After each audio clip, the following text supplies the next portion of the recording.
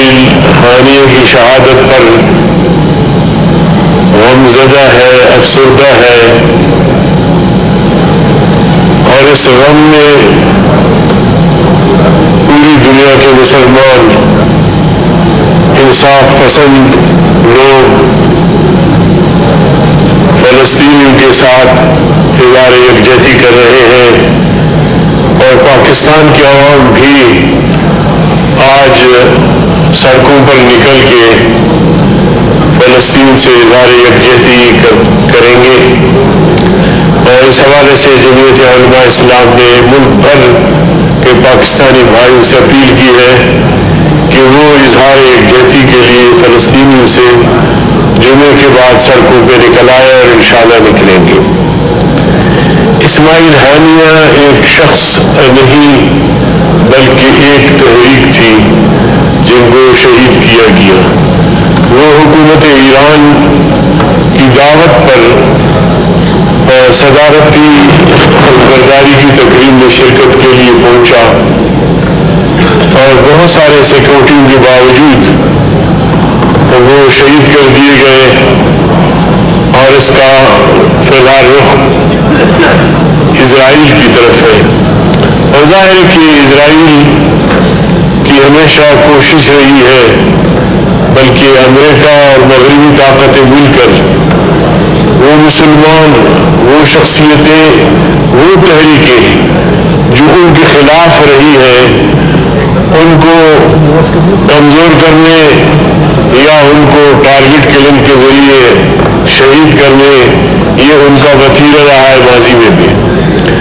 تو یہ جو اسماعیل ہانیہ کی شہادت ہے وہ امت کے لیے، پوری امت کے لیے ایک بہت بڑا سانحہ ہے۔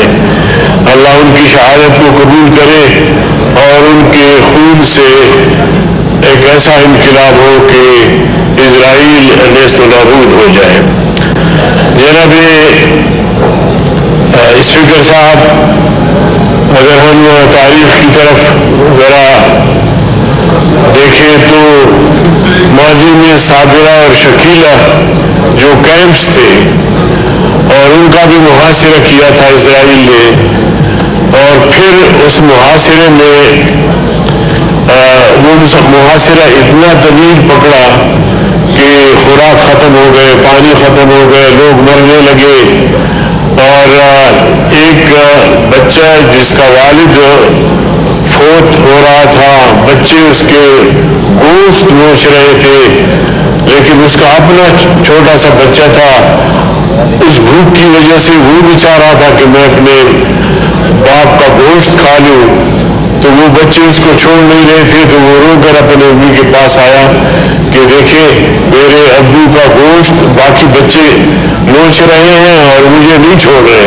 مطلب اس طرح کی کیفیات سے فلسطینی گزرے ہیں، لیکن کبھی اسرائیل کے سامنے وہ جھکے نہیں، بلکہ مسلسل تحریک کو جاری رکھا۔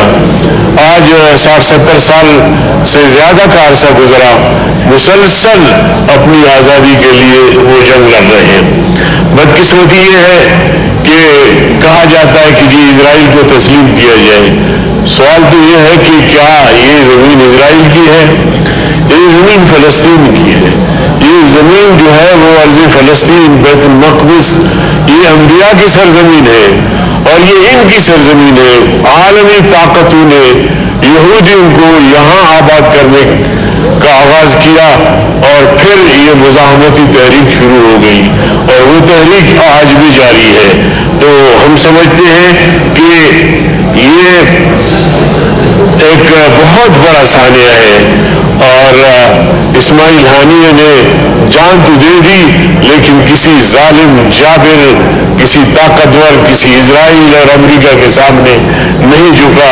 جیسے شاعر نے کہا ہے، کٹا کر سر شاہ کربلا نے یہ بتایا، کٹا کر سر شاہ کربلا نے یہ بتایا، در باطل پہ جھک سکتی نہیں مومن کی پیشانی۔ تو یہ اس کا مظہر بنے، اور انہوں نے وہ کارنامے دکھائے، وہ استقامت دکھائی کہ دنیا حیران اور ششدر تھی۔ تو آج ایک بڑا حادثہ ہوا ہے جمعیت علماء اسلام میں، جب جنگ مسلط کی گئی غزہ کے مسلمانوں پہ، حماس پہ، تو اس وقت سے مسلسل ملک بھر میں 4 سے 5 بڑے بڑے ملین مارچ کیے، اور اس کے بعد جلسے کیے، سیمینارز کیے، اور آج بھی ہم نے اپیل کیا ہے ملک بھر میں خطباء کو اور عوام الناس کو کہ وہ نکلے اور فلسطینیوں کے ساتھ یکجہتی کریں. تو وزیر اعظم چونکہ چلے گئے، ان کی خدمت میں درخواست کرنا چاہتا تھا کہ آپ پرائم منسٹر ہیں، آپ مطالبہ نہ کریں بلکہ آپ کردار ادا کریں، وہ ایسی بلانے میں کردار ادا کریں، اور فوری طور پر ہونا چاہیے. عرب لیگ کہاں سوئی ہوئی ہے، یہ اسلامی دنیا کہاں سوئی ہوئی ہے، ان کو جگانے کے لیے بھی اگر ہم اس ایسے جذبات کا اظہار کرتے ہیں، فلسطینی سے یکجہتی کا اظہار کرتے ہیں، ملک بھر میں مظاہرے ہو رہے ہیں اور غائبانہ نماز جنازے پڑھے جا رہے ہیں، تو پھر آگے بڑھ کر ذرا یہ بھی کرنا چاہیے کہ ہم فلسطینیوں کو اس عذاب سے کیسے نجات دلا سکتے ہیں. فلسطینی جو ہے بہرکیف یہ جنگ خود لڑ رہے ہیں، کاش کہ مسلم امہ ان کی پشت پر ہوتی تو آج اسرائیل کو وہاں جگہ ٹھہرنے کی نہ ملتی. تو بہرکیف میں یہی عرض کرنا چاہتا ہوں کہ اس حوالے سے ابھی پاکستان ٹھوس اقدام. ابھی جمعے کی نماز، بڑی مہربانی، بہت شکریہ. یہاں پہ مولانا صاحب یہاں پہ نیچے انشاءاللہ نماز جنازہ بھی پڑھیں گے. شکریہ جی. خالد مقبول صدیقی صاحب. جی شکریہ جناب اسپیکر. جناب اسپیکر، آزادی خدا کا سب سے بڑا احسان اور انسانیت کی سب سے بڑی شان ہے. اپنی آزادی کی تمنا اور خواہش، اپنے آزادی کی جستجو اور جدوجہد، اپنی آزادی کی حصول، اپنی آزادی کی حفاظت اور دوسروں کی آزادی کا احترام شرف انسانیت و کائنات کا سب سے بڑی عبادت ہے. اور انسان کو غلام بنانے کی کوشش اور سازش کرنا، غلامی قبول کرنا کائنات کا سب سے بڑا گناہ اور انسانیت کے خلاف سب سے بڑی سازش ہے.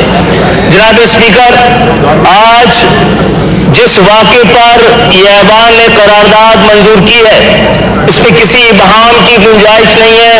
یہ واقعہ ملت اسلامیہ کے لیے تازیانہ اور ایک بہت بڑا، میں ریپیٹ کرتا ہوں، آج کے ایوان میں جو کچھ کہا گیا ہے تاکہ کلیئرٹی رہے کہ یہ ایوان اسماعیل ہانیہ کے قتل اور شہادت کو ملت اسلامیہ پہ حملہ تصور کرتا ہے، اور پاکستان خود پر ہی اس کو خود پر حملہ تصور کرتا ہے، اور ایران کی خود مختاری آزادی کے خلاف اس کو کھلی جارحیت قرار دیتا ہے، اور اسرائیل کو ایک یہ ایوان اسرائیل کو ایک دہشت گرد ریاست سمجھتا ہے، اور اس عمل کو تاریخ کے سیاہ ترین ابواب میں سے ایک باب سمجھتا ہے.